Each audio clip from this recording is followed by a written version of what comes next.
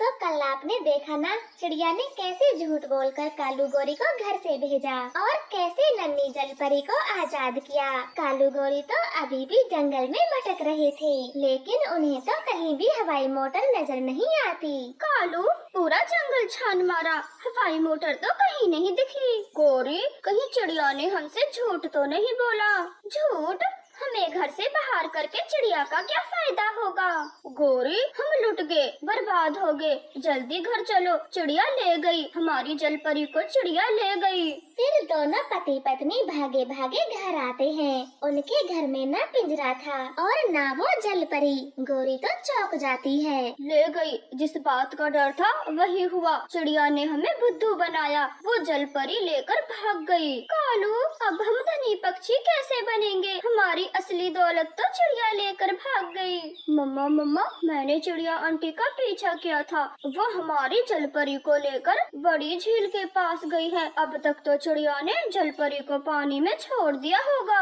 अपने बेटे की ये बात सुनकर दोनों और भी गुस्से में आ जाते हैं। जलपरी तो चले गई, लेकिन अब छोटी चिड़िया को नहीं छोड़ूंगा। कहाँ है मेरा मछली काटने का बड़ा चाकू? उसी से कत्ल कर दूंगा चिड़िया का। कालू कौवा अपना चाकू उठाता है। फिर अपना चाकू साथ लेकर कालू गोरी चिड़िया के घर जाते हैं। चिड़िया का बच्चा कुक्कू घर में अकेला बैठा था। कौवे जोर जोर से दरवाजा पीटते हैं। छोटी चिड़िया, दरवाजा खोलो, अब तुम बच नहीं सकती। हमारी जलपरी को लेकर भागी हो ना? दरवाजा खोलो, तुम्हें जिंदा नहीं छोड़ेंगे। कुक्कू डर जाता है, वो संदूक में छिप जाता है। तभी कालू कौवा दरवाजा तोड़ के घर में घुस जाता है। कालू, लगता है इस समय चिड़िया घर में नहीं है। तुम ये चिड़िया का घर ही जला दो, जला के राख कर दो। गोरी, घर तो मैं जला दूंगा, लेकिन मेरा गुस्सा शांत नहीं होगा तब तक चिड़िया और उसके बेटे को न मार दूं। उस चिड़िया ने हमारा बहुत भारी नुकसान किया है। ऐसे वो दोनों जालम कौवे चिड़िया के घर को आग लगा देते हैं और वहाँ से चिड़िया को ढूंढने चले जाते हैं। कुछ देर बाद चिड़िया अपने घर आती है। आग आग, मेरे घर में आग लगी है, मेरा बेटा घर के अंदर है, कोई बचाओ। फिर मम्मा चिड़िया बिना कुछ सोचे समझे आग में घुस जाती है और कुक्कू को तलाश करती है। कुक्कू मेरे बेटे, तुम कहाँ हो? मम्मा आ गई, तुम कहाँ हो?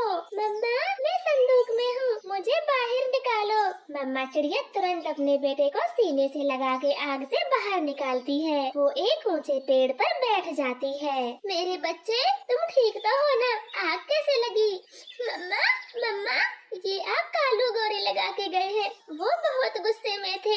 कालू अंकल बड़ा चाकू लेकर आए थे। मैं संदूक में छुप गया और अपनी जान बचाई। अब आप चले यहाँ से, वो हमें जान से मार देंगे। नहीं बेटा, चुप हो जाओ, मैं कुछ नहीं होने दूंगी। कालू गोरी, तुम इतने बुरे होंगे मैंने कभी नहीं सोचा था। जरा से पैसों के लिए हमारी जान के पीछे पड़ जाओगे। मम्मा चले यहाँ से, कहीं दूर चले। अगर उन दोनों ने हमें देख लिया तो मार डालेंगे। इस तरह से चिड़िया अपने बेटे को लेकर छुपते छुपाते जंगल से बाहर चली जाती है। देर रात हो चुकी थी।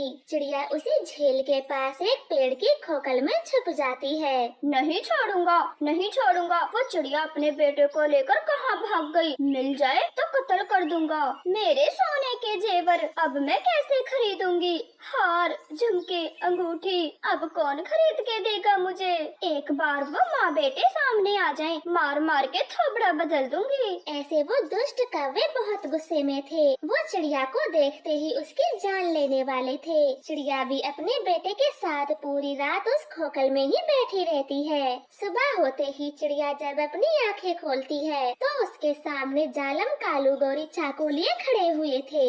चिड़िया तो बहुत डर जाती है। कुक्कू अपनी मम्मा के पीछे छुप जाता है। तो यहाँ छुप के बैठी है, मेरा अंदाजा एकदम सही था। चल अब बाहर निकल। क्या बोलकर हमें घर से भगाया था? 2 हवाई मोटर वाले पक्षी घूम रहे हैं, तूने हमसे झूठ बोला। चल बाहर निकल, अब तुझे मजा चखाते हैं। चिड़िया की तो डर के मारे आवाज भी नहीं निकलती। गोरी चिड़िया को खींच लेती है और पेड़ की खोखल से बाहर करती है। गोरी, हमें छोड़ दो, हमने तुम्हारा क्या बिगाड़ा है जो तुम हमारी जान के ही पीछे पड़ गई। घर तो जला दिया, अब तुम्हारा बदला पूरा हो चुका, हमें छोड़ दो। बिगाड़ा? एक तो इतना बड़ा नुकसान किया है, उसकी भरपाई तू कभी भी नहीं कर सकेगी, इसीलिए हम तुझे और तेरे बेटे को मार के ही दम लेंगे।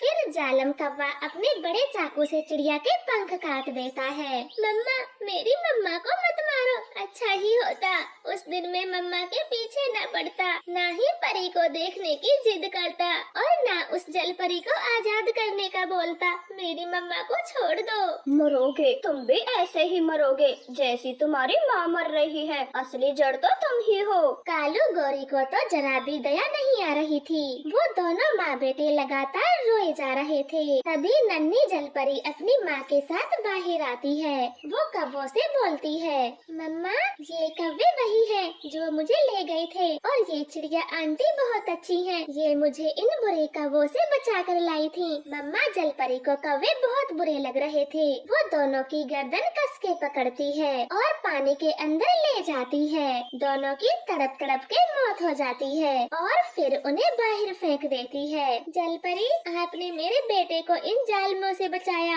आपका बहुत बहुत धन्यवाद। अरे भोली चिड़िया, तुमने मेरी बेटी को बचाया और आपके तो पंख भी काट दिए इन जालमों ने। अब कैसे उड़ पाओगी, कैसे अपने बेटे का गुजारा कर पाओगी? परी जी, जो होना था वो हो गया, लेकिन मेरे बेटे की तो जान बच गई। अब जिंदा बच गई हूँ तो जैसे तैसे गुजारा कर ही लूंगी। आपका बहुत बहुत धन्यवाद। मम्मा चिड़िया ऐसे बोलती है। तभी नन्ही जलपरी अपनी मम्मा के कान में बोलती है और मम्मा जलपरी अपने सुंदर पंख चिड़िया को लगा देती है। ये देखकर चिड़िया कुकू बहुत खुश होते हैं। अपने नए पंख देखकर चिड़िया तो बहुत खुश होती है। प्यारे दोस्तों, इस कहानी को लाइक सब्सक्राइब करना ना भूलें। आपका धन्यवाद।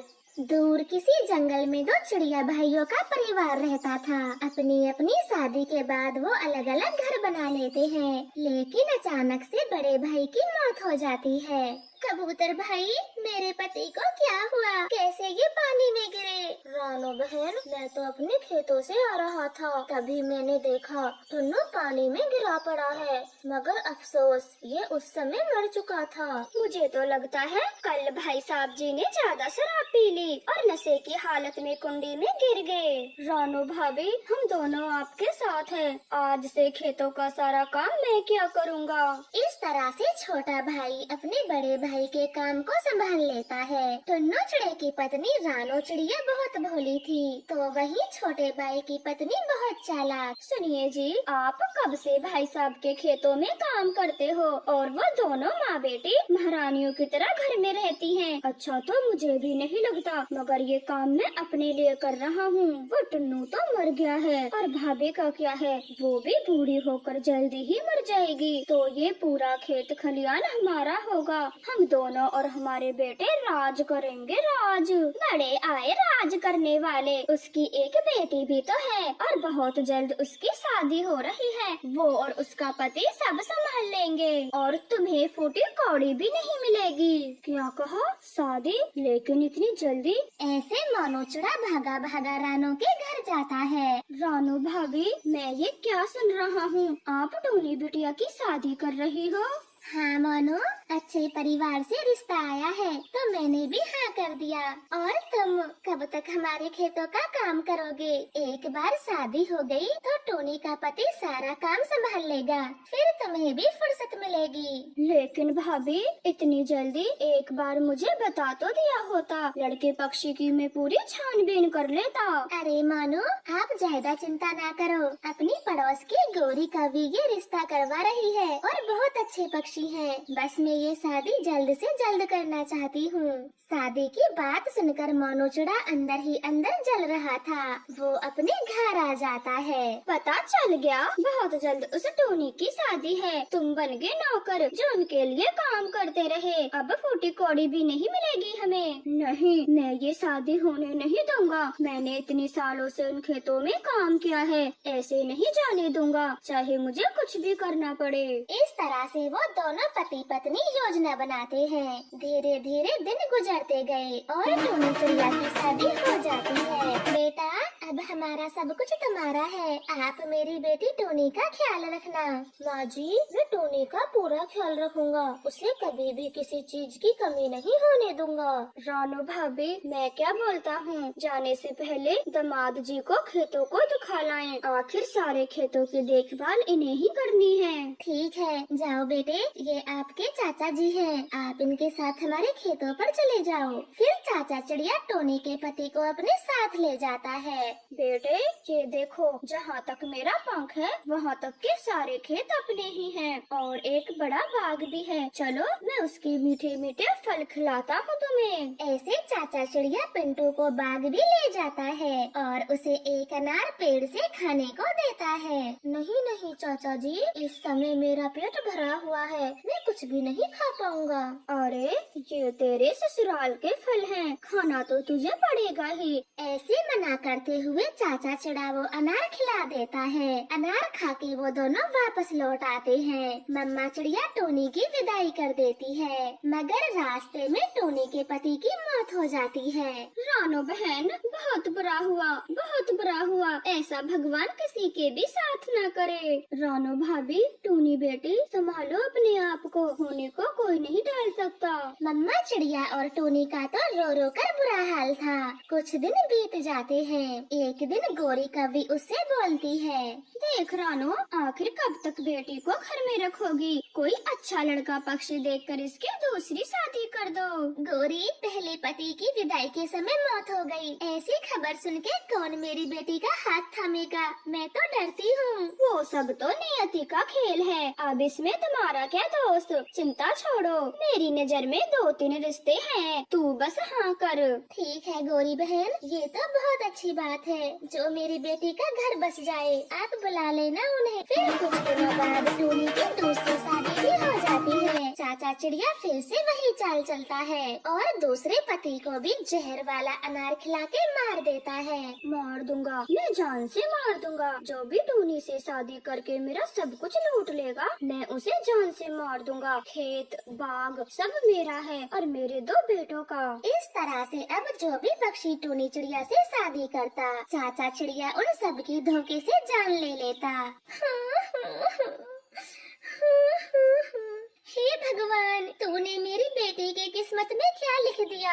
4 शादियाँ हो चुकी हैं। अब तो टूनी से कोई शादी भी नहीं करेगा। जंगल के सभी पक्षी टूनी को मनहूस डायन चुड़ैल बोलते हैं। शादी वाले दिन ही 4 पतियों को खा गई। नहीं, कोई तो होगा जो मेरी बेटी का साथ देगा, उससे शादी करेगा। मेरी बेटी मनहूस नहीं है, ये सब उस विधाता का खेल है जो वो हम्मा बेटी के साथ खेल रहा है। ये सब बातें टोनी चिड़िया भी सुन रही थी। नहीं माँ, चाची सही बोलती